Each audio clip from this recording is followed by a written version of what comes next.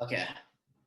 All right. So yeah, we're just gonna talk for about an hour or so. Let me start my timer here, and Okay. to get your backstory, just tell your story, so to speak, and have people learn a little bit more about you. I think you're an incredible racer, and I'm just trying to help get you some more views and followers, and same thing for myself. So this is Yeah. the 35th or so EricSwannRacing.com podcast so far, and looking to talk to motorsports racers, all kinds of people in the industry, from mechanics to crew chiefs and sponsors, racers, all kinds of people, even track day riders or street riders, and people who don't ride. Just Yeah. active on it, just everybody, the whole thing. So I'm glad you decided to come on here with me and tell me, introduce yourself to everybody. Hi, I'm Jack. I started racing when I was 13. I live in Canada. I'm originally born in the UK. I started off on a 125 four-stroke, um, just at a kart track. Did that for a year. Then I moved. Well, started racing in California. Same thing on a KO 125. Raced on a KO down there in California for a year, and then from there I moved up onto a 300. What was that?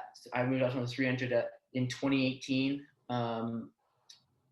Doing AFM and like Wira and just club races.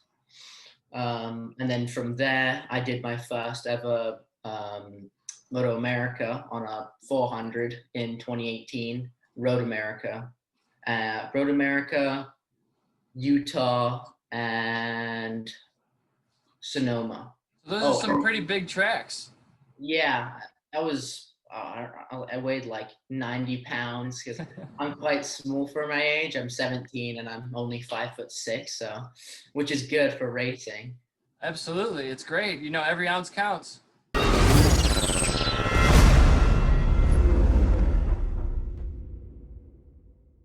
Oh yeah, definitely, 100%. Yeah, Miller is one of those tracks. It's right up there on my radar. Unfortunately, it hasn't been in the series every year. But maybe we'll see a comeback. It's had some problems, I think, with their management, or it's been being sold here and there.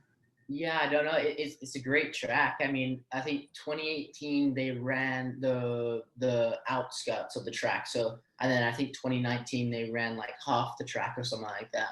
Yeah, they have a whole bunch of different configurations there. Yeah, it looks quite cool. And I know. I think. Hey, Bobby. Oh, Hey, sorry guys. I just want to apologize. I am driving, so I'm being safe. My eyes are on the road, but keep going. All right. Well, we got Bobby Fong in the house. Thank you for joining us on the EricSwannRacing.com podcast. I think it's about number 35 I've done so far. Yeah, thanks for having me. Head over to my YouTube channel and follow on YouTube under EricSwannRacing.com podcast. Absolutely. And so what brings you in today? How's life for you? Is COVID affecting you tremendously? First of all, before I start here, before my team owners look at this, I apologize that I'm not wearing a team hat. So if they can hear this, I apologize for not wearing a team hat. Not COVID, it is what it is. We're all in the same boat. And I just be kind of doing my same thing. It's off season, so just riding bicycles and dirt bikes, man, trying to stay out of trouble. Very good. Just doing some training in the backyard, so to speak. Yeah, that's why I'm driving right now. I'm actually heading to Sacramento to go on a pedal before, kind of going on a long pedal before it gets too cold and dark later. So, yeah, no, it's not too bad. Very good. And you've been doing some road cycling? Yeah, I really focused on the road. I catch myself doing too much dumb stuff on mountain biking sometimes and water myself up. But I got a good cycling coach, Josh Hayes, and also I have some backing for some road bikes for Go Pivot Cycling. So I got all the tools I need to do a lot of road cycling around here. That's awesome. And Jack, do you do any sort of what do you do for training? Do you do road cycling or anything like that? Yeah, road cycling, boxing, just in the gym. But since it's Canada, it's mostly raining all winter and snowing, so It's hard to get out there. yeah, I have an indoor trainer, so I train on the indoors, and then in the summer I ride outside. Do either of you use rollers? No. Like rollers on the bicycle or like foam rollers? I was talking about rollers for the bicycle where you ride on top of them. Oh yeah, no, I personally don't. That's another way to wad myself up. Josh Hayes before it was American Super Camp a few years ago. He was on his rollers and ended up crashing and burning inside his hotel room, scraped his whole face up and stuff. So I try to stay off those things. I just have the smart kicker trainer at home. I gotcha. Yeah, I actually have rollers, but I only use them next to a wall and like a piece of furniture. So if I fall, I'm going to fall onto something soft, or I'm just going to use the wall as my advantage. So I'm not to the point. I've done it actually a couple of times in the middle of nowhere where nothing to hold on to, and that's really nerve-wracking. I don't like that. It makes me nervous. Yeah, I wouldn't attempt that. I've never done it. I don't think I would. I mean, you can get the hang of it. It's just, I'm usually like watching a MotoGP race or something when I'm doing it to keep my mind, fed. And if you get distracted for 2 seconds, you look away, or you just lose your balance a little bit, you only have like maybe 12 inches. Some of them are wider, but to work with. And I've actually noticed though, when I go back outside, it does make you way more of a inline rider. You're not going all over the place. Your motion is much more, I guess, flowing is a good way to say it. But yeah, it's definitely more risk. That's for sure. Yeah, that's crazy, man. I try to limit the chances of me crashing and burning as much as possible. So the most risk I'll take in the wintertime is riding motocross a few times during the week. Staying off mountain bikes, staying off the rollers, staying off snowboarding, all that stuff. Just trying to limit my chances of watering myself up. See, that's what I want to express to everybody who's not a racer and they don't understand. People think we try to seek risk. We try to reduce risk as much as possible whenever we can, and everybody thinks we're risk takers. Yeah, man. Honestly,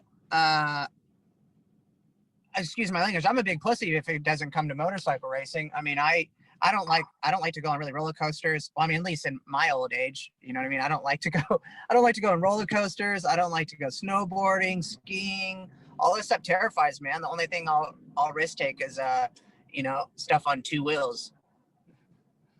Very good. Ever four wheels?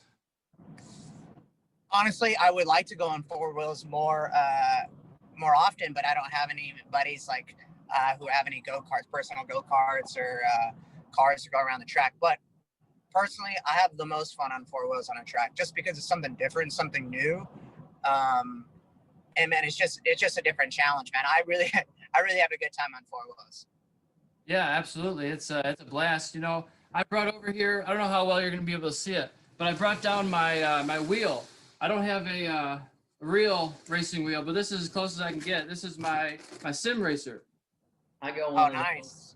So this is like a Fanatic Formula One wheel with all the different stuff on it here. Maybe this is better. That's better. So you can change all different kinds of settings on it. It's got a paddle shifters in the back here. So seamless shifting on it. So many different things. I couldn't even tell you them all. But it's awesome to be able to do something in your house that just simulates what the real thing feels like. Is so valuable to have. Yeah, I bet you that thing was a pretty penny, eh? Yeah, it wasn't cheap. I tried to buy a cheaper one, but it broke. So this is the next one I bought. So, making all this money doing the podcast, man. That's where you're buying the big buck stuff. I'm not even running ads. I'm not doing any advertising. Just the whole point of it is to sell more stuff for my business. So I feel like, why am I going to promote shampoo or something? True. Yeah. Nice. Yeah, this is just a passion thing for now. This is no money yet, but I get to talk to pro racers who just won the 2019 Super Sport Championship. Wasn't that right? Yeah, it was a good year, man. That was an up and down year, crazy. I'm still feeling some after effects from some of the crashes I did that year. So it's good. It got me the Superbike ride in 2020. So that was nice. And with one of the best teams in the paddock, I'd say. Yeah, for sure, man. The M4 guys, they try hard. They do a good job. They provide some winning equipment. Definitely got a lot of race wins under our belt with those guys, and how they've been in the paddock over 30 years. So it's they're doing something right, and they took the risk on me to a few years ago, and I'm continuing my relationship with them for 2021 to ride for the superbike in the superbike class with them again this year. So I'm excited, looking forward to hopefully doing some damage to the guys.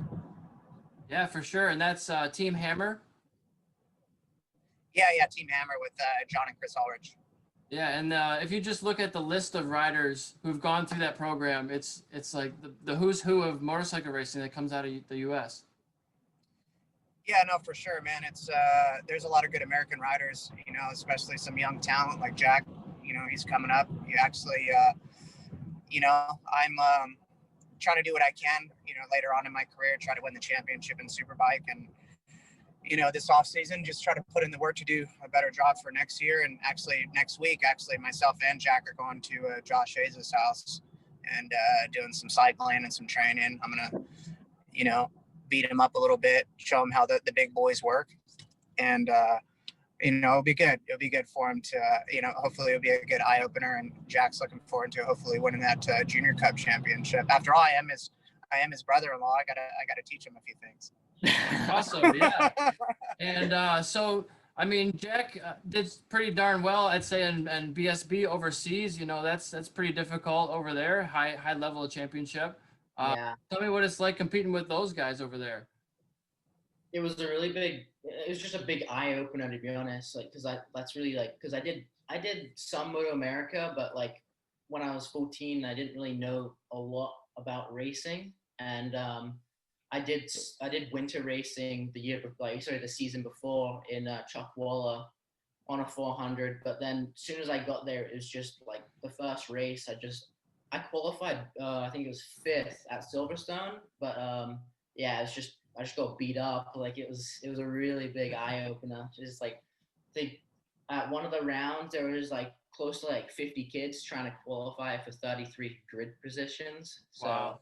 yeah, it was really competitive.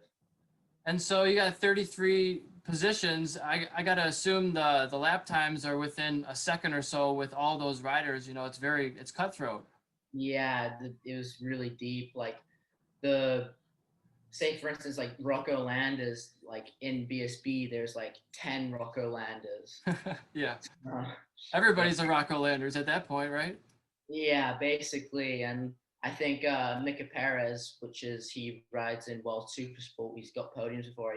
He came to, I think it was Brands Hatch, and obviously he hasn't been there before. It was just like, yeah, he just struggled a bit, I think, there, because just not knowing the track, and there's just so many riders going around in the track. So only like I looked at Cadwell Park, and I was like, well, that's the go-kart track. Where's the real track? Like they're just so small.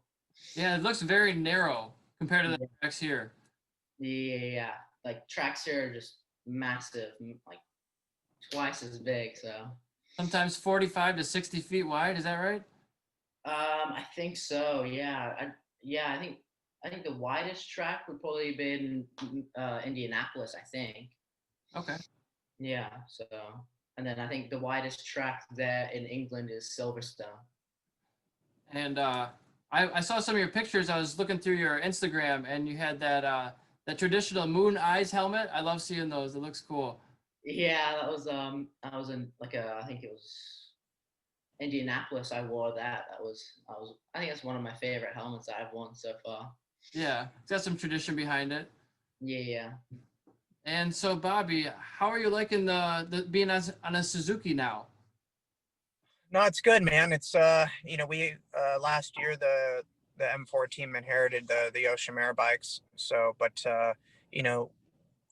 we put our spin on the bikes with bike setup and stuff like that. Yoshimura sent the bikes over with all their data and all that stuff, and none of the data worked for us. So the crew at M4 kind of changed the bike quite a bit from what Yoshimura ever whatever round bike setup wise. So it was good, man. We we won some races last year on the thing, but definitely looking forward to taking a big step this off season for next year, because as you've seen last year, that those Yamahas were with Richard Stamboli taking over the program, those Yamahas are no joke.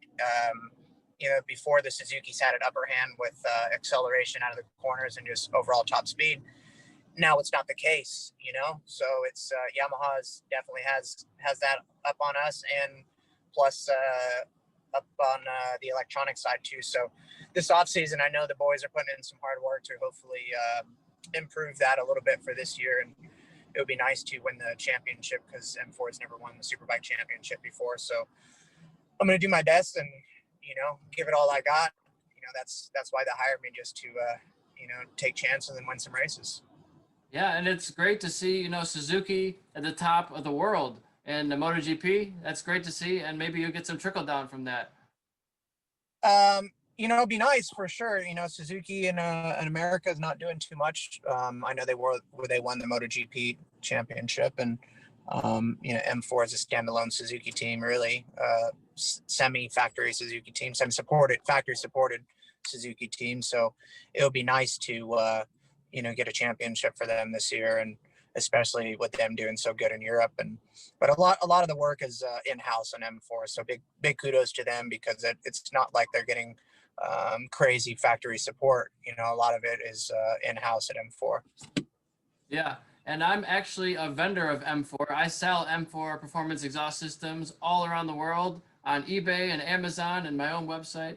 And I love that M4 is advertising so much in racing, because there's a direct feedback from the customers when you do that, and it also helps me out for sales, and I don't have to advertise as much. Yeah, no, for sure, man. It's M4 supported Team Hammer for a long time. It's a good group of guys, and I think they're going to continue with Team Hammer next year. Supplying good stuff, and hell, they make pretty damn good horsepower on the bikes too. So kudos to those guys. Yeah, and Jack, you're on Kawasaki, is that right? Yeah, last season I was, but it's looking like this year I'll be on a Yamaha R3. Okay. Yeah. Now, how do you think that R3 will compete with the Ninja 400s? Obviously you can't beat CCs, but I think the 400s, the chassis is very, not weak, but the R3 is much more better. It's much more simpler and much more sturdy, so you can carry more roll speed. I tested an R3 at Alabama, and it was just night and day. The bottom end of the power I think it was better than the 400 in my personal opinion. But obviously Alabama's not really a top speed track, so I haven't really tested the top speed. So I think we might do another track day at a bigger track and see how it fares with the 400s. Yeah, tell them, Jack. It doesn't matter what they give you, man. You're gonna put it up there anyways. Oh yeah, you know it. Yeah, you know what? You can actually at least in amateurs. I don't know about professional, but in amateurs you can race a 600 and win a 1,000 race. It's possible, but it's much tighter when you get to the pro stuff. It's probably not going to happen when you get to the pros. Yeah. I think Chuck Waller, there's a CVMA shootout, and I think sometimes it depends on tracks, but at Chuck Waller they race the 600s and the 1000s, and sometimes the 600s actually beat the 1000s around there. So. Yeah, it definitely can happen for sure. And I always like to analyze people's numbers, their race numbers, and you have number 12. So is there any significance behind that? Number 12, I think that was my first race number. My dad used to race, and I think he had a couple numbers, but he always used to stick to 12. So yeah, I think it's just ran through the family. That's pretty cool. Mine is number 20, and that was because I was just 20 years old when I got my race license, and I happened to be available. So for that, so. I didn't start when I was, 7 years old, or however old you were when you started. Very young, I'm sure. but you can you don't have to be young to start. I think, was it Bobby? You're good friends with Josh. So didn't he start riding a motorcycle at like 28 years old or something? I don't think it was that late in life. It was. I think the first time he's ever been on a motorcycle, he was like, I think he was like 20 years old. But I mean, hell, for a 20-year-old to pick it up that quick, because obviously as kids, you pick up on things and you learn things a lot sooner than adults because you're not stuck in your ways as an adult. So, but yeah, man, he was real late in the game, but he was one of the few. He's one of the few. There's not many out there that start late in life and then become, 4-time, 5-time national champion. So, but he did it, so it's definitely possible. And he's not only a 5-time champion; he's a MotoGP rider and race finisher and all that. Yeah, he's okay of a person too. He's not that bad. Yeah. I think Cal Crutchlow started when he was, I think he was 17 when he started. Yeah, Yeah, so you can do it. You don't have to be super young to start, but it definitely helps, I'd say. Yeah. Yeah, that's for sure. And so, Bobby, same question to you. Any significance behind number 50? Yeah, man, I have 3 younger brothers. We all raced. I had the one right below me, Anthony. He was always in a class lower than me growing up, and he was always so fast, and he ran number 50 as a kid. And he had, believe it or not, more natural talent than I have. And if he would have continued racing, he would have been for sure a top dog, I'm sure. But I wanted to continue his legacy, and I took over his number 50. And he actually, as a kid, he got number 50 from there was this local guy, Mark Corsetti, and he was just such a badass dirt tracking at Lodi Cycle Bowl, and he's always had unique style like my brother. And my brother asked him if he could take over his number when he retired, and he did. So Anthony took it. My brother Anthony stopped racing, and I just continued number 50. So I dig it because as a kid, I was all over around with the District 36 at the time was like they would just pick the numbers for you. So I just kind of ran whatever. So 50, I got 50, and it just kind of stuck over the years. Yeah, you get these numbers, and then you have some certain attachment to them. You don't want to give it up or find a new one. Yeah, there's a few people that try to steal my number, like Wyatt Ferris, but it's not happening, Wyatt, if you could hear this. What would it take financially to trade that number? I mean, I'm sure there's a price. There is a definitely price, and I'm a cheap date, so you gotta, let me see the money, and then we'll talk. Yeah, right, for sure. So, hey, Jack, back to you. Since you race a whole bunch of different tracks in a couple different countries, is there a most difficult track to get up to speed quickly, or just getting right up to speed, like just as fast as everybody else? Is there some difficulty somewhere in there? I think one of the tracks that was for me the hardest one was all the way up in Scotland, Knockhill. That was quite hard because it's very up, down, around. There's not a big straight. I think that was the round with 50 kids there, and it was only, I think it's only a 1.2 mile circuit. So my dad said when he was on the pit wall, he was fighting to get to show me the pit board. Oh. And then and he said literally there's just non-stop bikes going down the straight. It was literally like a parade going around. Because you get lapped so fast when it's a short track like that. Yeah, and it goes by fast. So that means you got to be even more perfect because a little mistake's gonna affect the whole track. So. Yeah. Yeah, it almost turns into an endurance race real quick because everybody's lapping. At least you get to follow the leaders when they go by you, right? Yeah, for sure. I think in practice, my first practice, obviously everybody was kind of experienced more than me because I've never been there. And I think I ended up 33rd. And I looked on the pit board and I was like, what? I was 33rd. I'm like, what the hell? I was like, I got to pull my finger out here. I got to do something. So yeah, it was really stressful, but that was kind of the ongoing pattern throughout the season. Yeah, and you guys really don't get a ton of track time before you actually race the track. It's usually a couple practice, you get a qualifying, maybe a Q2, and then you race it, maybe a warm up. Yeah, I think it's practice Q1 and then Q2. So Q2 is kind of the main one because it's combined. So they take whatever your fastest time is from the qualifying, and then they use that as your grid position. So you're talking what, a total of like an hour on track? They're 30 minutes a session, so hour in qualifying, half an hour in practice for Moto America, and then in BSB, I think it was even shorter. I think what was it? I think it was like 20 minutes to learn the track basically for free practice, and then I think you just go straight into qualifying for like I think it's like 15 minutes, and then you go straight into the race 1 and race 2 because BSB have their schedule really like they're pat down. So it's I think 2019 they ran close to 10 classes in that one weekend. So it was really busy. Yeah, not a lot of time for anybody out there, but if you want to squeeze them all in, that's what you got to do. Yeah, and obviously the super bikes have the most time because there's the super bikes. Everybody, you It's a got feature event. Yeah. The pecking order. Yeah. So hey, Bobby, now being in the highest class, do you feel any different? Does it feel like you're in some sort of different motorcycling world, or is it just another engine?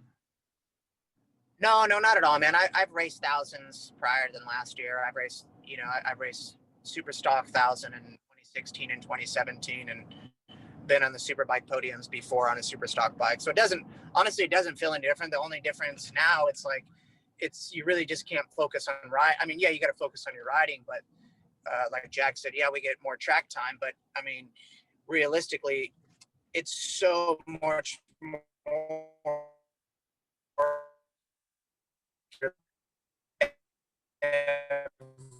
I think it might be going through a tunnel. Hey, could you repeat that? He's really temperamental. So like, if the electronics, the whole thing or what? Yeah, maybe like 20 seconds or so. Yeah. So we're talking about the super bikes, and it doesn't feel that different. Being on super bike. It's still lagging. No, I do super stock thousands. Hold on, 1 sec. Give me a second. I'm parking here. Yeah, no problem. You're just lagging a little bit. We lost you for a second there. Yeah. I'll be done right here. All right, can you hear me now? Yep. So no, I'm racing superbike. It doesn't really feel any different, man. I raced thousands in 2016 and 2017, and the biggest difference nowadays is, man, you just have so much more to change. Like you could literally, and the bike is so temperamental. So if your electronics are messed up, there's not much you can do. You're missing the whole session, and it's not like just focusing on riding. It's everything. You could change. My bike is set up differently every single corner. It's not like it's the same per corner. So it's so much more complicated now. It's not like you just go out and ride and try to get a lap time. It's like setting up your electronics, the crew. It's like, and you're only as good as your crew is too, So it's, if there's something going on with your bike or the crew's learning something, there's not much you can do because you can't ride around electronics. So that's frustrating when it comes to super bike stuff. And that's why, the Yamaha team, they had a lot of data going into a lot of these rounds from Bogue Racing and stuff like that. So they always had the upper hand just going into the race weekends. So we would play catch up a lot, but it's definitely should be better this year, just knowing that we have data from last year. Yeah, it sounds like at a certain point you stop working on your riding a little bit and you work on the combination, the bike, the track setup. Yeah, no, it's obviously you always got to work on your riding around some of the problems. But let's just say if your TC's on too much and you can't turn it down on a little button, it's like, what are you gonna do? You're just stuck in one spot. It's like there's zero you can ride around. You're just a sitting duck. I mean, it happened a lot here, but it's all trial and error because myself and my crew were new to the bike. So like going into 2021, it's definitely going to be better just knowing that we had a whole year to develop stuff and learn. And you're using anti-endo control or wheelie control? Yeah, man, we got everything's lean angle base, and so we got wheelie control, traction control, launch control. It's all sectors. So my bike is different every single corner on the track, almost every single corner. So it's and different per gear. So it's everything's so crazy on the thing. You got to have a full-time technician to manage it all. Oh, for sure, man. You need to definitely have a geek for sure doing, it's a 24/7, deal where you need a lot of knowledge, a lot of trial in there for sure. And so, Jack, tell me about your electronics on your bikes. Nothing. Nothing. No. Right here. Yeah. On the 400, there's a HM quick shifter that has a rev limit to it, which is, I think it's like, I forgot what it was. I think it's like 10,300. So yeah, my launch control was put it straight to 10.3 and then just go. So Just dump the clutch as smoothly as you can. yeah, smooth operator. So. And do you see many people looping those 400s, or is that more of a 600 and up kind of deal? I think that's more of a baggers deal, to be honest. Yeah. Oh, yeah, they did that coming out of the pits? Yeah, I don't know if he broke anything. I don't know. Rumors he like broke a leg or something. I don't know. But No, that was my buddy. That was my buddy Frankie who did that. He actually got podium the next day. He wasn't too injured. No, he wasn't, man. He went out there and got podium the next day. That's awesome. So those baggers, you think that's going to make a comeback or be more of a feature, or is that a one-time, one and done? I would like to see him back because it brings a different crowd, and a lot of people are into Harleys and everything like that, So I would like to see them come back. A lot of people are hating on it, but I dig it because it just brings more fans to the track. Obviously the whole world is, suffering, and we need more spectators. We need more motorcycle enthusiasts at the racetrack. And so I hope they come back. Yeah, it was definitely a something to see. I'd never seen a Harley go down the Laguna corkscrew before. Yeah, it was crazy, man. But it was good. That Indian definitely dominated, but it would be good to see Harley Davidson kind of step up and compete a little bit better next year. Yeah, for sure. Do either of you have some suggestions or some thoughts maybe on who are the up and coming racers that you're looking at who are maybe coming through the ranks? Anybody you got your eye on? Oh, Jack, take the floor.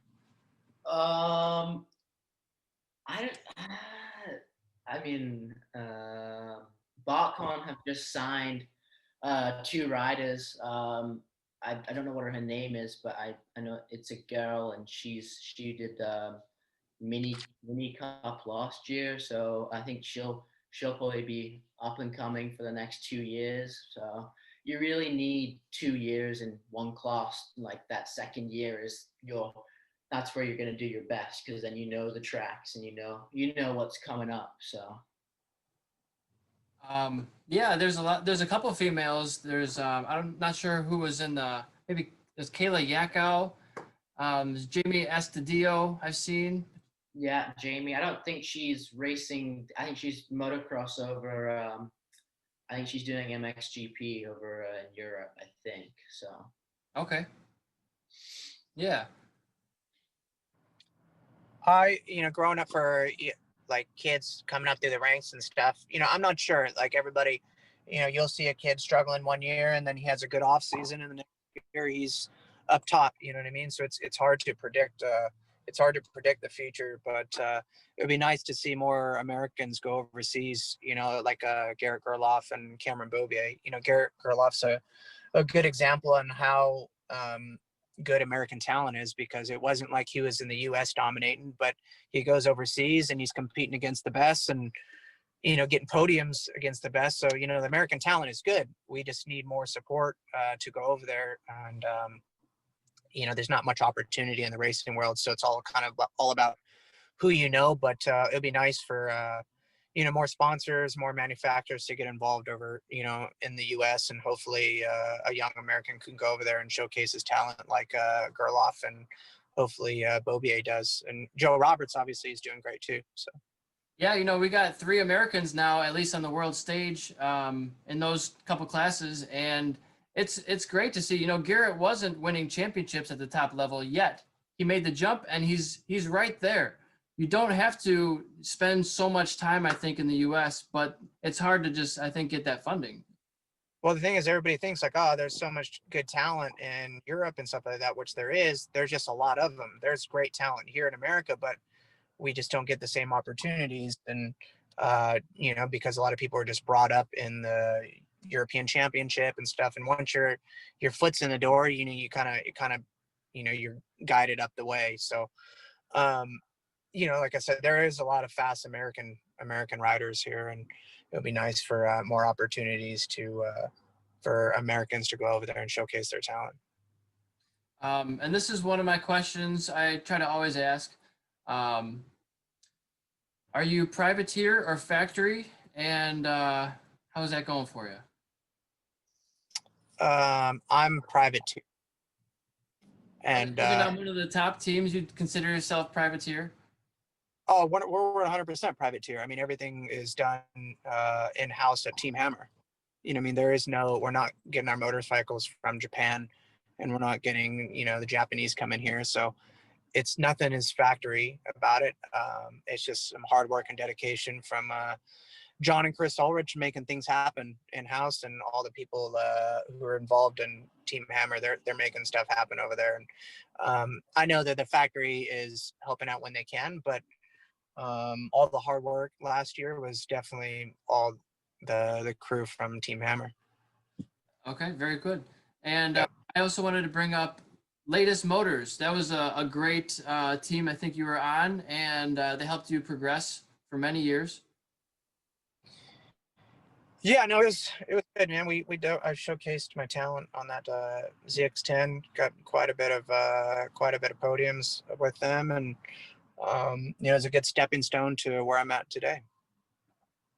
And back over to Jack. Do you prefer dragging knees or elbows, and why? I think on the 400, I drug elbow like at some tracks like New Jersey and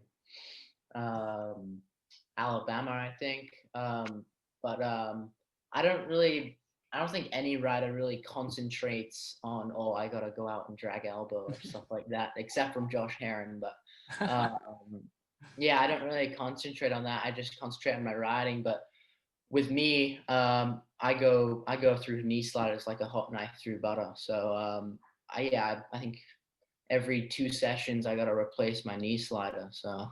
Oh wow! You ever seen those rain pucks that they have? Yeah, I used Wiz as one of my sponsors, and I used their rain pucks, and they lasted probably about 2 days, which is probably about it's like 2 hours of track time. So I went through those. Obviously, they're gonna last longer because they're like a house brick. So yeah, they're pretty thick. Some people use their knee more as like a gauge, but some people use their knee, it sounds like, more as a weighted tool as well. Yeah, for sure. And definitely. That seems to help you through the corners? Yeah, it helps. It's almost like a third wheel, to be honest. It's just support. Look at Marc Marquez when he does those saves. If he didn't have his knee on the deck, he wouldn't be able to save it. So yeah, it's incredible on what he can do with his knee down and elbow down. So whenever people hear about that, they're like, "Oh, doesn't that hurt?" They don't understand. It doesn't hurt. No, it doesn't hurt. When you crash, it obviously hurts, but it's weird. Like, people don't understand. Like, you can still get road rash underneath your leathers, even though there's no holes in there. So yeah, one time I crashed at Road Atlanta. Before the 2 right-handers going onto the back straight, the last turn 6, I think it is. I was trying to follow one of the TOBC guys in there. I was pissed off they were passing me all the time. And I tried to outbrake him. I lost the front and wadded up my bike in the gravel, a whole bunch of flips in there. But I was trying to grab the ground so hard with my gloves, I had heat blisters on all of my fingertips because I was trying to slow down from grabbing the ground so much. So yeah, the gloves were completely intact. There were no holes in the gloves, but just from the heat, the friction. Yeah, it sucks sometimes because like you have these little stupid crashes, but then you end up with a rash and you're like, dude, like I didn't need this. Like it's annoying. Wish there was a reset button sometimes, but that's racing. Yeah, definitely. So anything on your mind you guys want to talk about? I think 2021. I don't know what's gonna happen with Moto America because I know Coates is gonna happen. I know with the superbikes, but I don't.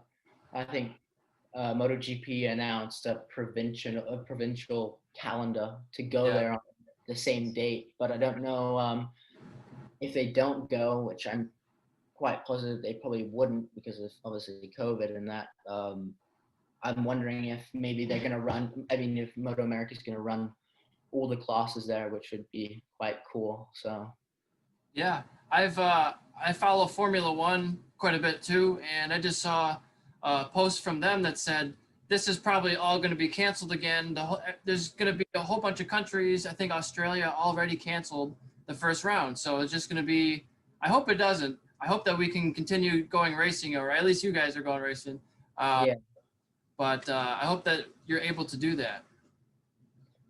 Yeah, Australia is shut down. I think because they're just an island, so I think they're almost. I don't know. I think they're like almost COVID free. Like, if you look at New Zealand, they're not allowing anybody in, and then I think they're allowing people out. But I mean, New Zealand's fine. Everybody's walking around with no masks and stuff like that. So it's a bit. I'm a bit jealous, but it is what it is. Yeah, strange times. I don't know when it's going to go away, but happy 9-month anniversary to the 2 weeks to slow the curve.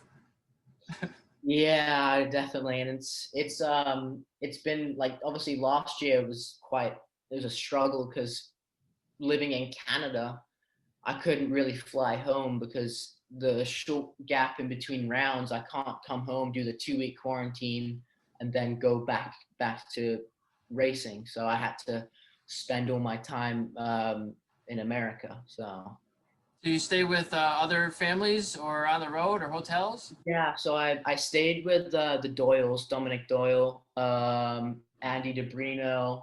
I know I was a house jumper, so I who else? Jackson Blackman and people like that. So yeah, it was a really good experience because like obviously I'm young and you're just learning a lot like from Jackson because he's quite an experienced rider. Dominic, so yeah, it's been a big learning curve. And how old are you now? 17. 17, so still in the teens, but getting older. Yeah, getting there. I went to the doctor the months ago for my physical, and I hadn't been there in 7 years. And he's like, "You're not a young man anymore. You got to come more often." I'm like, "I'm 28. I'm not that old. Like, come on." Yeah, I think I got a couple more years till I start getting sore and arthritis. So Hopefully, I think Bobby knows about that because he's quite old now. So yeah, waking up stiff as a board every day. yeah. So tell me, Bobby. So you mentioned you were suffering from some injuries still. What's going on? It's old age, man. It's wadding yourself a lot, and they're still from last year. I got my hurt wrist still from Pittsburgh. I wake up with sore heel every day from Pittsburgh from 2019, and Pittsburgh wasn't friendly to me really. So yeah, man, just getting beat down over the years and kind of catches up to you. But once I get moving, everything's fine, and that's why I try to stay in good shape and train year round to keep the blood flowing and staying in part between the years. Do you try to hit a certain number of miles every year? I kind of dabble in a little bit of a whole bunch of different stuff. Running, gym, cycling.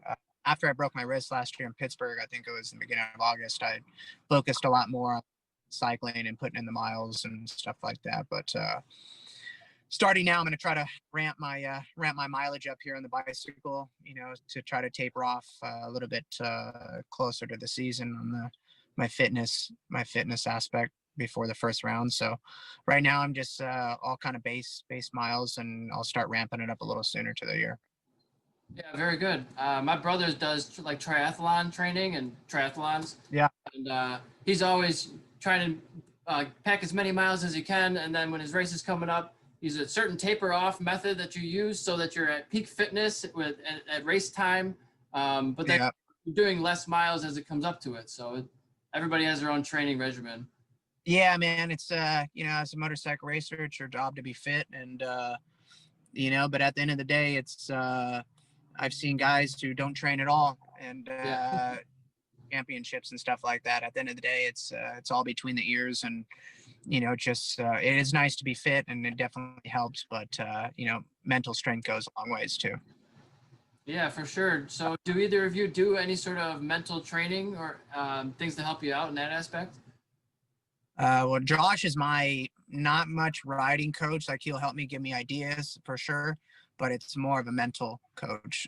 Josh that's what he was hired for the past few years, and therapist, counselor, whatever you want to call him, life coach. That was his job. So it's definitely obviously, once you're at the peak level, peak performance, and everything like that, it's you want to like I said, stay sharp and stay positive, and it's always easy as a racer to have doubts and overthink situations, and you could hurt yourself more than benefit yourself. So it's more of a whole package. He's not just the guy to talk to you about tires. You also talk to him maybe about relationships or life or something.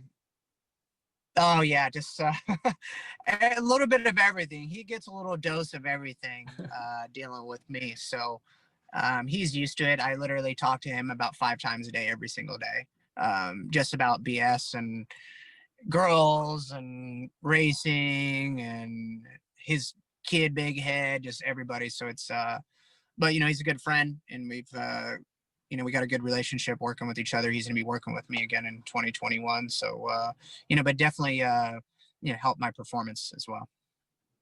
And I've used visualization, just shutting your eyes and going through the track in your head, doing all the motions with your fingers and your feet, shifting the gears and everything for one entire lap. Even when I go to the local kart track, I shut my eyes and do a lap of the kart track before. I feel like it's so beneficial. Do you guys do anything like that? I personally don't know.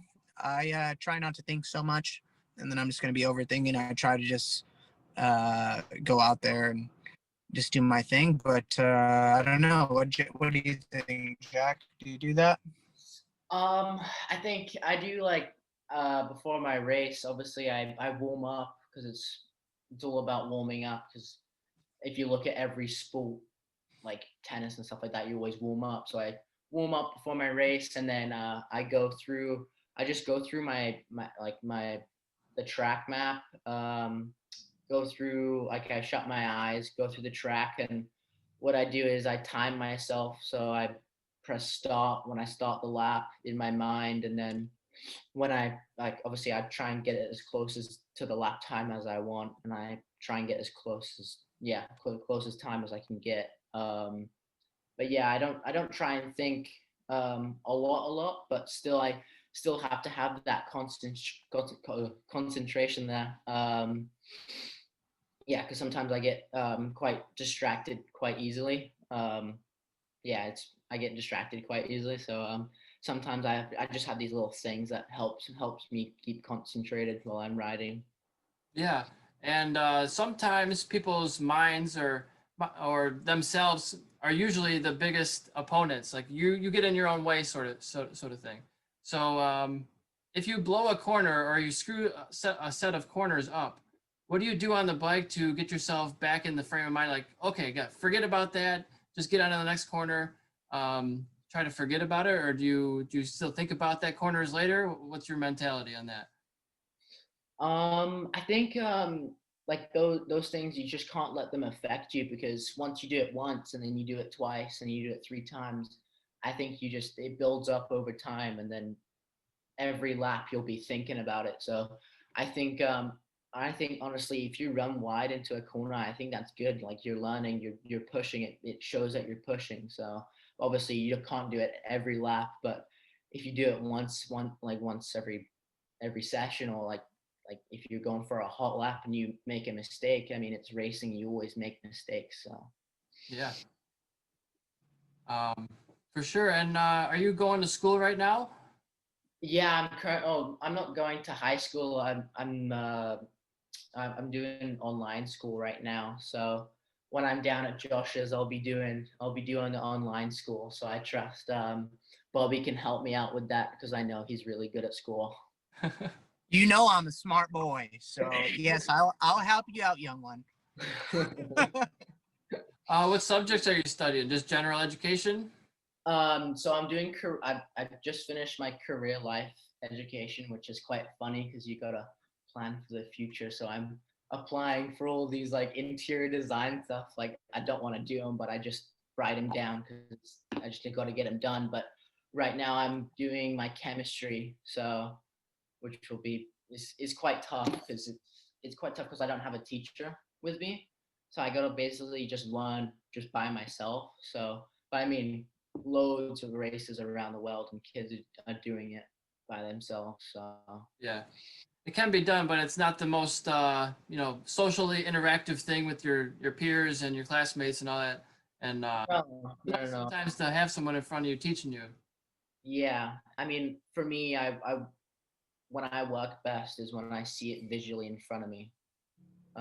So yeah, it's kind of, it gets frustrating sometimes. You lose kind of motivation to do it, but in the end, it's always worth it, because then you get to go down, say for Josh's, and I'm gonna get one of my subjects done. And it's just gonna be ease off my mind, so you're not worrying about a lot of things. And Bobby, are you going to school? No, I need to be going to school though. That's what I need to be. I need to be going to school. But no, I mean, I'm just a full-time racer. Just all I do is just try to think about how am I going to be better next year. Just training all the time. I try to ride dirt bikes and two wheels at least 3 times a week, and just try to stay focused on that aspect. Obviously, riding a super bike is really physically demanding, especially for how long our races are. And some of the race weekends we race twice and thrice in one day, so it's definitely mentally and physically draining. So I just try to prepare myself the best I can to be a professional athlete, because at the end of the day, that's what I get paid for, to be fit and try to win races. So I need all my time spent just training and riding two wheels and try not to kill myself. Yeah, for sure. And I'm gonna leave you guys the floor here. I have to, speaking of training, I have to go right now because I only have a few hours before dark and I need to get it in. But it's been a pleasure with you guys. Jack, take over the floor, my friend. Okay. Very good. I'm sorry to leave you guys early. Bobby, where can they find you online? Instagram, Bobby Fong 50, and that's it. That is it. I don't have a Twitter or a Facebook, but I do have a website, bobbyfong.com, and it's under maintenance right now, so I need to get that thing fixed. But Instagram and Moto America. So Are you a YouTuber? No YouTuber, and I lack in all those areas, which is not a good thing, because nowadays that's how people are getting sponsors, that's how people are getting rides, that's how people are finding money, and I lack in all those areas, which I admit. And I am working on trying to be better in that aspect, because it's not all about being fit and winning races anymore. It's definitely not that. It's about how you present yourself, obviously in person, and how good your social media is, because it sells, and that's how you got to represent yourself on social media. And I need to looking to hire somebody to help me do that better. So Yeah, I lack in those areas. Well, you'll be on YouTube in about a week. Well, I'm looking forward to seeing us on there, and thanks for having me, guys. I appreciate it. And Sure. Jack, take over the floor. You guys take care, man. Thanks for having me. All right, thanks, Bobby. See you, buddy. Bye. All right, just the two of us now. One gone. So yeah, I was gonna mention one of my bullet points for Bobby was his tattoos. Do you have any tattoos? No, I don't think my mom would approve, to be honest. I would like one. I'd like a tattoo. I wouldn't care what it was, but I think tattoos are cool, so to speak. Just depending on where it's at. Yeah. What would you get? Probably I don't know, cause like it's so worrying. Like if I get my race number, like you never know, like I might change or something like that. So I think give it a couple more years, and I might get like a bike or like a something original, so like maybe like a time clock or like a I don't know, something. Yeah, well, if it was right now, it'd be something stupid, and I'd probably regret it in about 10 years. So I think I saw Fabio Quattararo on his Instagram page. I think he got a tattoo on maybe his bicep or somewhere on his body of when he won his first race on the podium with the trophy in his hand as a tattoo. that's a good idea. Maybe when you win your first MotoGP race or championship, you get a tattoo of that. Yeah, that's a good idea. That's a very it's a big dream to do like a MotoGP race. It's like the best of the best. It's like F1. Yeah. So I think that's probably one of the best tattoos a motorcycle rider could ever get. So Yeah, I've thought for a while. I don't have any tattoos or piercings. I like them, but I just I'm a minimalist. I don't need to do that. It's extra money I don't need to spend. Maybe one day when I'm rich or whatever. But I was thinking my logo. I like it. It's cool. I'd like to get that, but I feel like if it ever failed or went bankrupt, I'd feel terrible, right? Because yeah, that's the thing. You gotta choose something that you'll like you're gonna have for the rest of your life, that you'll know it's gonna everybody will relate Right. to it. So. I guess what people say when they have them is it's just a time stamp. It's like a moment in time, and this is what I liked at that time, and it's okay if it's a weird image. Like Steve always got himself on his back or whatever. He's like that's him at that time. Yeah. And I think he's got I think there was a tattoo where they went in, like it was like a bit where they went into like a Jeep or something, like, and he got a tattoo, and I think that's cool. Like you see like I don't know, like celebrities, they got like just little random ones all around. Like like they're just not organized. I think Right. that's kind of my style. I don't like Bobby's, like he's very like organized, as in like exactly where it is. But I think I like is everybody to their own, but like I like different ones, like just random. So More of a collage of things. yeah, definitely. Just small things, simple. Yeah. So you've been to a lot of tracks. What track do you think is the best spectator track for fans? I mean, you're probably not in the stands too often, so I don't know if that's a good question. Yeah, I mean, I think the place that I've gone that I've raced with the most amount of fans is Brands Hatch. Okay. I think there was close to, I think, 60 to 70,000 spectators there, and it was obviously it was the last round, but I mean, like to race there, and like it was like my first ever season with me, like not used to any crowd. It was a really big, like, not okay. I had to take a back step and just look where I was and just take it all in. Does that make you nervous or change how you ride at all? No, not to be honest. No, I kind of I like it, to be honest. The better publicity you get, Yeah. because we've met so many people just walking by, and like just good friends and potential sponsors and stuff like that. So I think not only does the track and the like Moto America benefit from it, I think the riders and the teams benefit most from it, to be honest.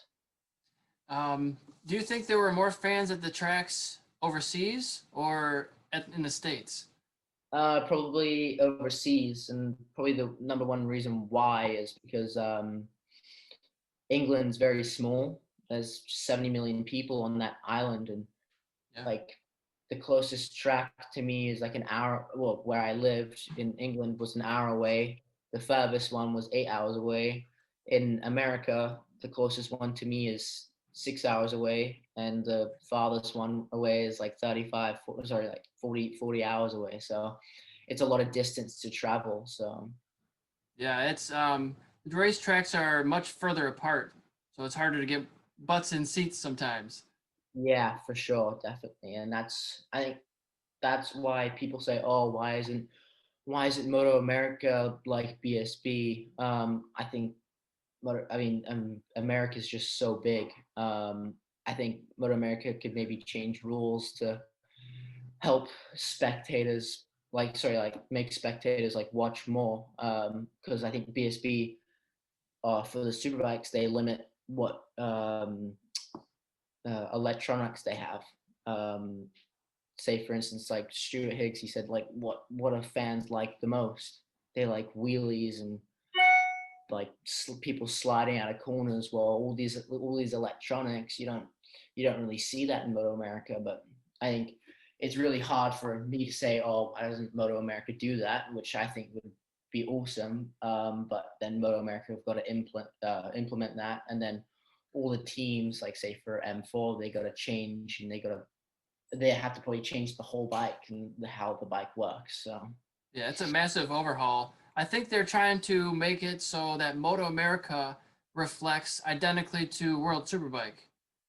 yeah, I mean, that's I think it's quite hard to do with World Superbike being so big compared to Moto America.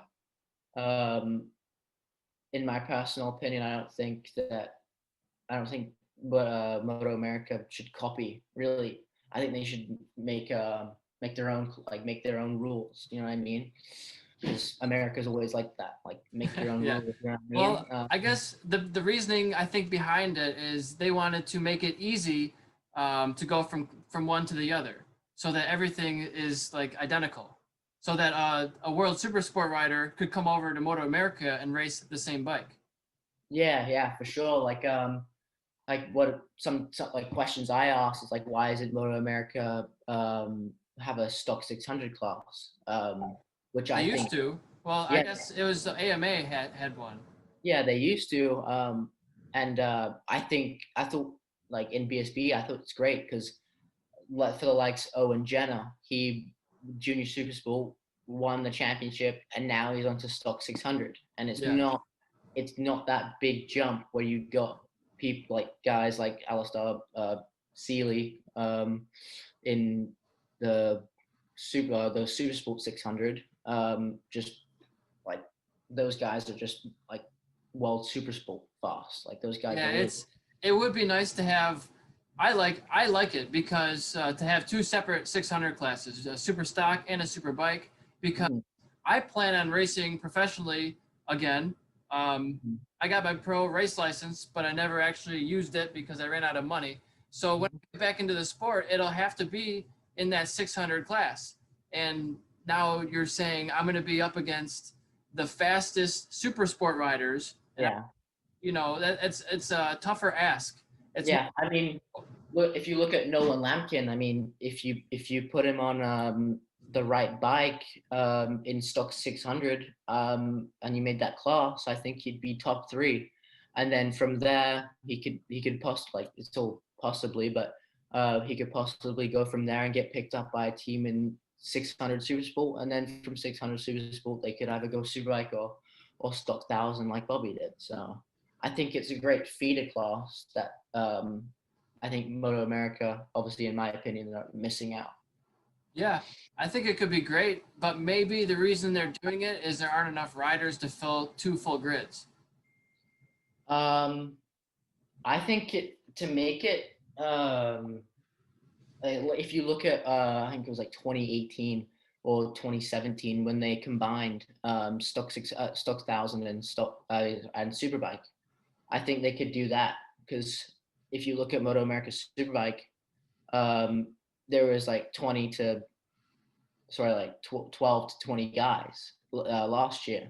Yeah. But 2 years ago, there was like 30 guys because obviously Stock 1000 um, and the Superbike were combined, which made the class bigger. So you could do that with 600s because stock 600 is so much cheaper than actual 600s. I mean, sorry, Super Sport 600s. So they're saving a lot of money on not having to redo the whole engine and porting and all this cam work, whatever. yeah, 100%. I think it's good. The twins class, I think that's great, but then it's still that case of these guys are building these bikes that are like 60 to 80 grand. And if it's the same case again, if you don't have the money, then you're not going to be on the most competitive machine. I want to see, I just thought of this. I want to see a class that's, you know how you can go to like the Derby and it's a $500 class, and if they can buy your car for $500, so you don't spend more than that. So what if there was like a limit on your bike cost? So like a, I mean, I think they're like in a stock 600, say for BSB, there is like that you can't put electronics on it. You can't throw a set of magnesium wheels on it. I think that is basically the price cap. That is because you can't do it. The rules say that you can't do it all those. So right. I gotcha. That's kind of a run around or work around a way to do it.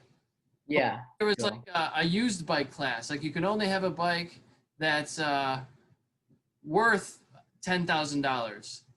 Yeah, I mean, I think that would be a great idea. Is of course you're looking at the safety aspect because Yeah, it's not as good.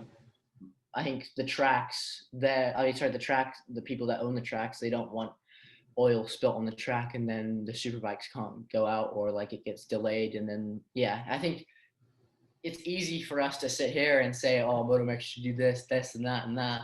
Yeah. But when like we don't even know like an ounce of what they do, and yeah, you never know. So Hey, I'm a fan. I love it. I'm happy for what they're doing.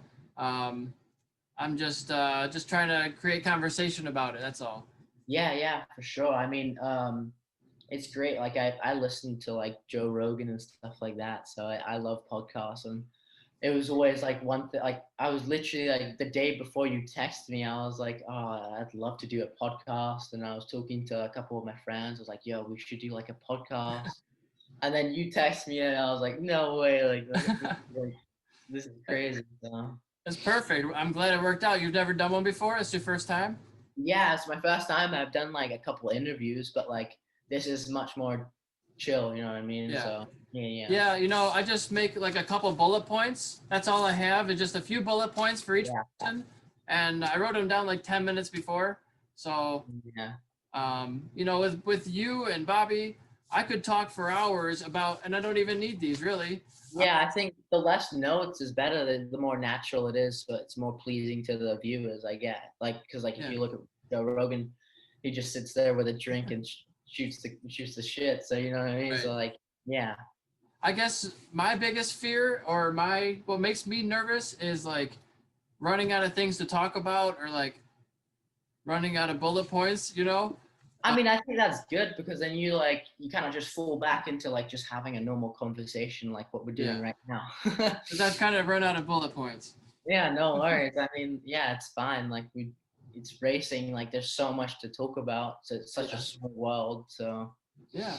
So you're pretty excited for 2021. You're going to be on a Yamaha this year. That's the first Yamaha. Yeah, definite Yamaha. So it's gonna be good. We don't know if Moto America is doing anything with the restrictions due to the 400. We're just taking it as they're not. So because you can't just assume. So I think what would they do? Is that like sorry to interrupt? Is that like a RPM restrictor?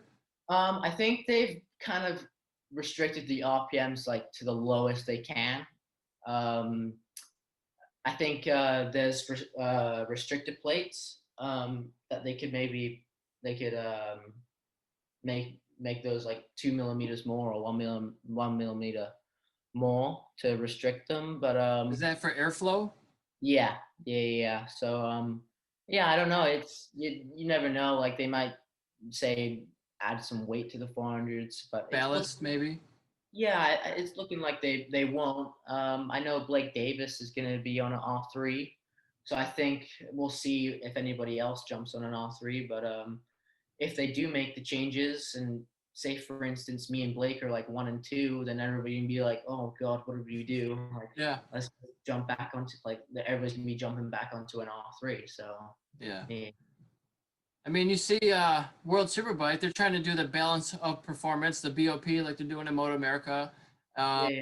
And they did it, and it still didn't work. Due to the Jonathan Ray, he still won the championship. It didn't. They keep lowering the performance of the Kawasaki, and he keeps still winning. Yeah, I mean, I think Alvaro Bautista could have won that championship. Yeah. I think I read like an article, and Scott Redding commented. He said Alvaro Bautista didn't try and win it. He tried to gap him, because like that's when he made his mistakes. Like he didn't just try and win it. He tried to like just go and piss off in the distance. So Yeah. I mean, I think Ducati with the right rider. I think Rinaldi. Sorry, not Rinaldi. What's the There was Chaz. No more Chaz. no? What's the guy that was on the? He wasn't on the Aruba one. He was on the one below. You got I think in my head now. I think he was on a Ducati. He's going to. I think he's in the factory team now. I don't know. I forgot his name. I think it might Rinaldi maybe, or I think so. I think whoever. I think yeah, I think it is. He showed quite good promise for the Ducatis, because um, to be on a basically a satellite bike and do that well, I think quite a big. Well, I mean, look at Petronas. They did better than the factory team. So Right. Yeah. The 2019 bike was faster than the 2020 bike. yeah, I mean the gaps are just so close. As in like the difference between the 2019 and 2020 bike. I mean, obviously they had some brake issues, and they were like Fabio Quartararo at Aragon when he had struggles there. Yeah, so I think in racing you always got to be really consistent. It doesn't matter if you finish fifth throughout the season. You're gonna like you just got to keep consistent. Yeah, like there's a difference between, like you were saying, winning from 20 seconds out in front and winning from a tenth of a second. Now, yeah. it doesn't really matter at the end of the season if you're 20 seconds out in front. It's just maybe demoralizing. It's showing your prowess in a certain way, but Yeah. it's not necessary. And you know, I've been doing the simulator, and you always want to have some sort of gap in racing. You don't want the guy behind you to be able to take shots at you and pass you up the inside when you're not expecting. Yeah, for sure. I think But, racing, like after it's done, like when you have battles, you're like, oh, that's awesome. But when you're out there, it's like, oh, dude, like get away from me. Like I just want to gap and just go. Because yeah, in racing, like if you had the option to gap someone, you always will take that option to gap someone. So yeah. But you get sometimes carried away, right? If you're still pushing and you're 35, I mean, however many seconds ahead, above 5 seconds, you don't really need more than that. no, I mean, I think Rocco Landers, I think he was. If you look at, I looked at it, like his lap times at what's it called, Alabama, and it's Barber? yeah. Sorry, so yeah, Barber.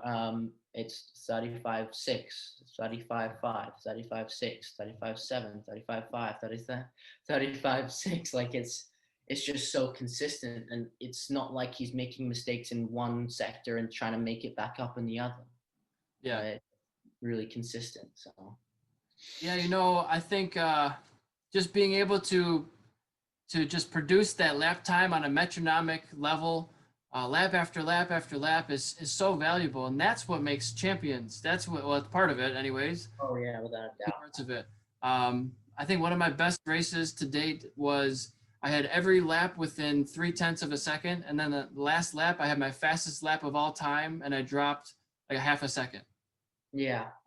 Like that's what you want, right? That's very hard to beat. If you're doing your best and then you have your fastest lap on the last lap, now you should be doing your fastest lap on the first lap. But that's not usually how it works. Yeah, I think if you sorry, excuse me. If they say like if you do your fastest lap time at the end, that means that you can go faster because yeah, you can just that means you have room for improvement.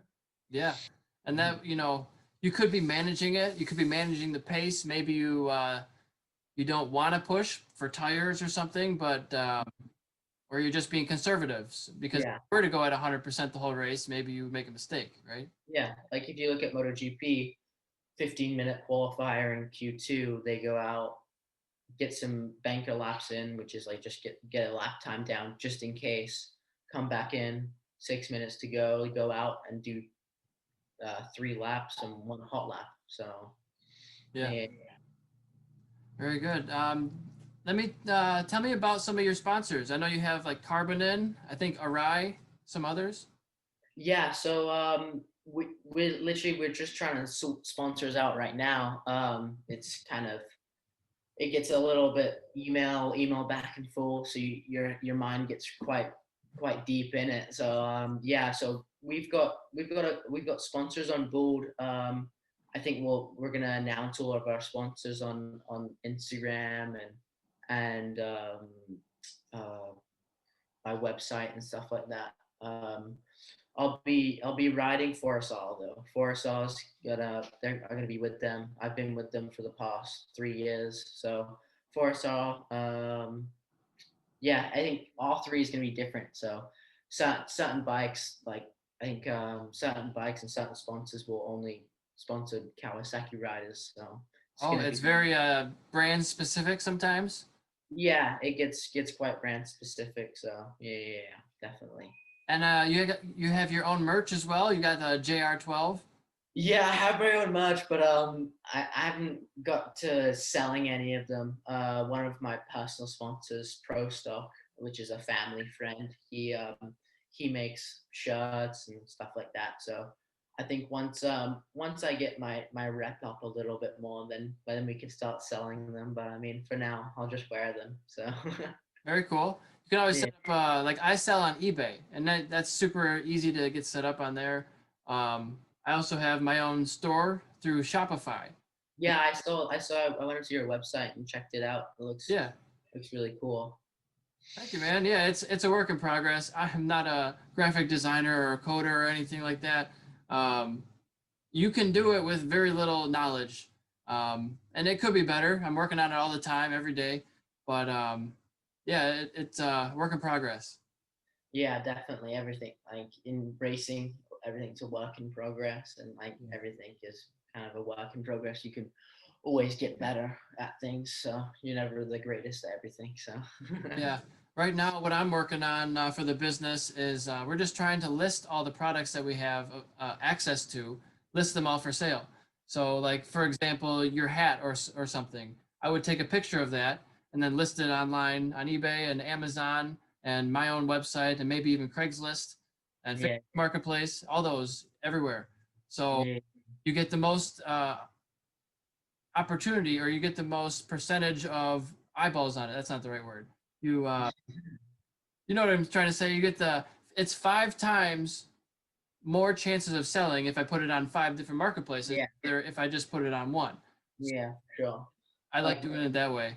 my friend Bradley Wood, he is oh sorry, him and his dad own a racing shop, and they basically, of course, they fix bikes and stuff like that. But then their main stuff is eBay and Amazon, so they send stuff out all over. So Yeah. Yeah, it's pretty crazy during the holidays sometimes. I still work a normal job, so I go into a job as an employee from 6 to 2 every day, 6 a.m. 2 p.m., and then I come home and work on my business, and then I'm supposed to be working on my business now, but I'm podcasting, so I'll be in orders later. And then I still have to eat dinner and do all the things that normal people do, and have a social life at the end of the day. Yeah, for me, I think I'll be doing like hour and a half, 2 hours on the pedal bike and downstairs, get a good sweat on, and then obviously do some schoolwork, which is not the best, but yeah. Yeah, I got on the rollers for the first time this year a couple days ago, and man, I haven't been cycling enough. I've been feeling out of shape. But I did about an hour. No, it was 45 minutes or so, and it was like 11 miles. So it was kind of putzing, but it felt good to get the legs moving again. And Yeah. I watched the opening round of Jerez when Mark Marquez broke his arm again. Mhm. Um, That was pretty yeah, big. it was good to watch it. I just wanted to be refreshed on it. Yeah, definitely. Yeah, I think he's gonna be back. I think he's gonna be back, but he got an infection in his arm or something like that due to surgery. So Yeah. in racing, literally anything can happen. I was testing the R3 down in Barbara, and I fell off, and I broke I broke my thumb, and I broke my radius. So I just got both my casts off. So I was rocking double casts for a bit. Oh, that's gotta stink. I've broken 12 bones and had 0 casts. Well, I mean, that's good. That's impressive, right? I mean, I think that the only cast I've gotten was these. So yeah. it wasn't the best, because when I did it, we were like just conscious of insurance purposes. So we had to get a coat hanger, wrap it in cotton, and then just wrap it up. I got the ambulance guys just to wrap it up. Yeah. My thumb wasn't bad, so I didn't even think it was really broken. I thought it was just jammed. So I just wrapped that up and then flew home, which was it was all right. I couldn't really move my arm a lot because it was like quite painful. I bet. Yeah. So, and then they took me in, put a needle in me. I hate needles. Oh, it's like one of my worst fears. Yeah. They had to reset it, and then they casted it. And then a week later, my mom was like, "Okay, just go get your thumb X-ray just in case." And I was like, "Oh, like I don't need to. Like it doesn't matter. Like it'll be fine." I didn't know it was broken at the time. Got it. I went into the hospital. My mom's not allowed to go in the hospital because of COVID. And then come out, they say it's broken. And I come out with 2 casts, and my mom was just not impressed at all. Yeah, so she was pretty mad. But I think my dad gets most of the stick, so not me, which is good. I get cared, get love, get love. So your parents are all behind you racing? Yeah, my sisters too. So unfortunately, Sydney, I think, is girlfriend and boyfriend with Bobby. So that's how I know Bobby. Okay. My other sister, honestly, I'm ruined. Hannah she's with Dominic Doyle over in Indianapolis right now. So Oh, very good. yeah, Yeah, my parents never wanted to get me into racing, or they didn't get me into racing. They never wanted me to get into racing. okay, So it was always a struggle for me to even buy a motorcycle with my own money while I was living at home, you know. So once I convinced them I'd try to be safe on it, and I wouldn't go fast and I wouldn't speed, right? All the things you're supposed to do. I think that's good. Like, sorry, it's like good and bad. Obviously, sometimes parents don't really support it, but I think sometimes it's beneficial. Like if you look at Brian Deegan, he was Omaha, or sorry, he was on the East Coast, and then he got his first dirt bike, and his dad didn't really know a lot about it, and then Yeah. he moved to California, begged and begged his dad to go to California when his dad was quite big into schooling, and he wanted Brian to do schooling, but he begged his dad and then did 1 year professional motocross, and then it kickstarted from there. So I think sometimes when your parents don't support it, sometimes it's good, so you have that more want and desire to Yeah. do that. It made me independent with it. It made me just take hold of it and take charge and say, this is what I want to do. I'm gonna figure out how to do it. I don't know anybody who races. I don't know anybody in the industry at all. I'm just gonna figure it out. I'm gonna figure out how to get to a track day, buy a motorcycle first, and then once I got into track days, I was like, man, I should get into racing. I'm already passing these guys who are racing in track days. So. Yeah. It's such a journey, man, and I'm still trying to get back to the racetrack. Hopefully, I can sell enough through my business that I can do that soon. Yeah. What do you sell? Like, what types of stuff do you sell, or like, do you sell anything? So I focus on motorsports and racing because I'm a motorsports expert. Yeah. Actually, a licensed professional, although it's expired, but I can prove that I can do it. Put up the ID. It doesn't matter. Yeah. You still have it. And it's an asterisk, right? Yeah. I sell motorsports parts. Motorcycle exhausts. I have 3 brands of exhaust. I have Spark Italian, I have Akrapovic Slovenian, and I have M4, which Bobby knows very well. M4, and I have tons of hard parts like Bonamici. So Bonamici is Italian as well. They have rear sets and clip-ons. I'm a Moto D vendor, so I have race stands and tire warmers. Thousands and thousands of parts. I could sit here for hours and talk to you about it, but it's a lot. I need to make some sort of legit video which names everything that I sell, because it's too many things to just ramble on about. I mean, yeah, like you said, it's really hard to get like a website. I think you'd probably have to like go Moto D, and then you got like 1,000 parts that Moto D sells. Like, it's quite a lot of work, I would imagine. Yeah, so we just start usually with eBay, because eBay already has 300 million buyers a month or whatever it is. So Yeah. where the people already are, my website might have 10 visitors a month. I don't know. It's nothing like eBay, obviously, because it doesn't have that kind of traffic. So we always put everything on eBay first, and then Amazon, and then my website, and then Craigslist or Facebook. So it's this progression of different marketplaces, and it all takes time. So yeah, I mean, it's quite cool. Like, thought like 50 years ago, like imagine if you told someone that you could sell stuff online. Yeah, it's awesome, man. I just sold to Russia today and Korea yesterday. All over the place, Canada and Australia, Brazil, like I lost track, and I need to do a new report of this to get a real number. But last time I checked, it was over 35 countries, all 50 states, and a bunch of territories I've shipped to already. That's crazy. Have you shipped to any Canadians? Oh, tons of them. Yeah, I've been shipping tons of exhaust to Canada, actually. The M4s have been flying off the shelf. Nice. So yeah, I mean, Canada's good for it's okay for racing. I know, like, I've never done it before. I've got like a super bike series, like a Moto America kind of series. Which is quite cool. Yeah, I mean, I think the reason why, I've never raced big bikes, like, as in, like, not a big bike, but like 400s in Canada.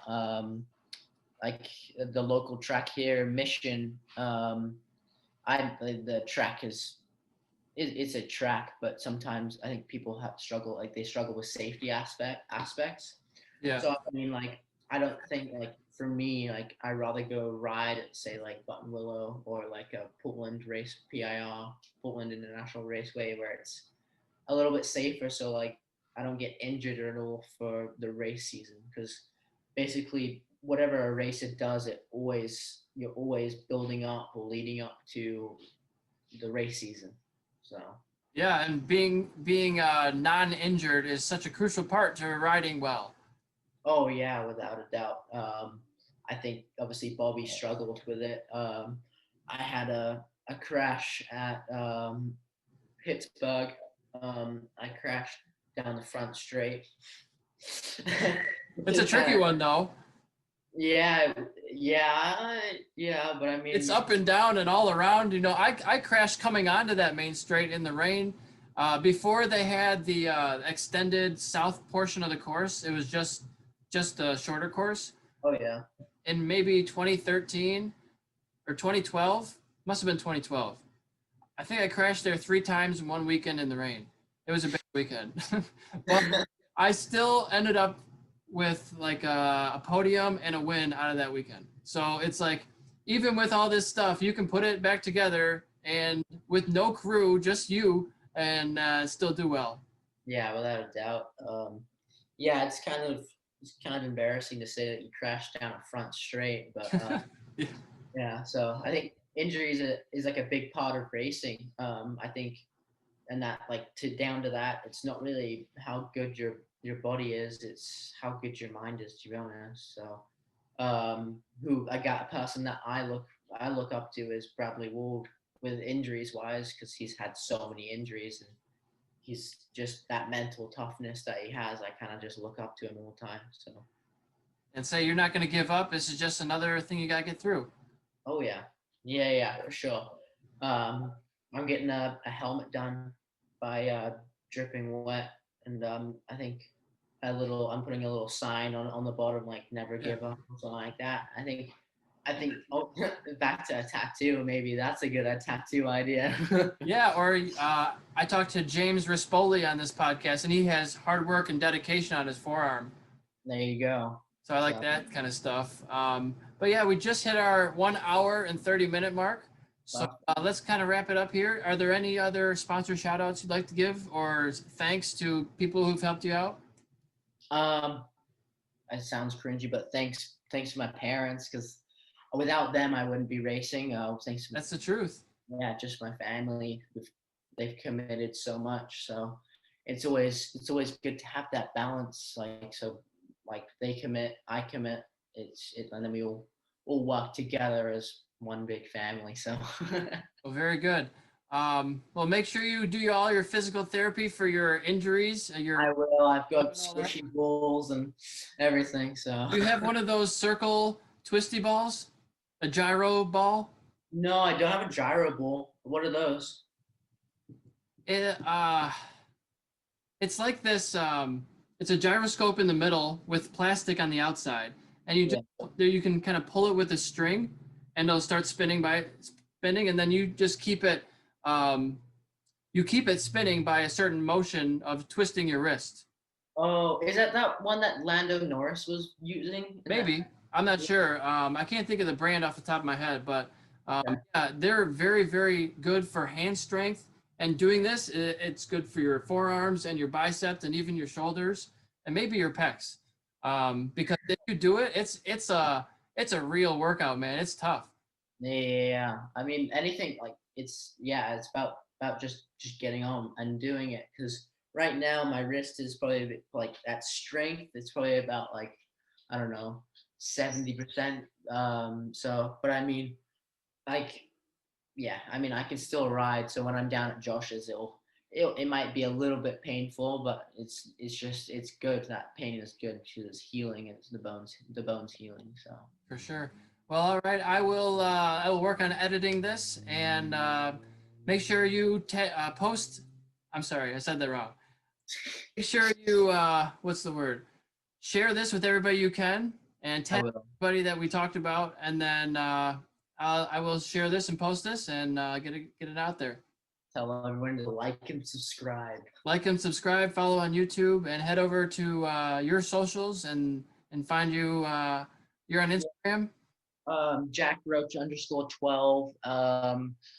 www.jackroachracing.com.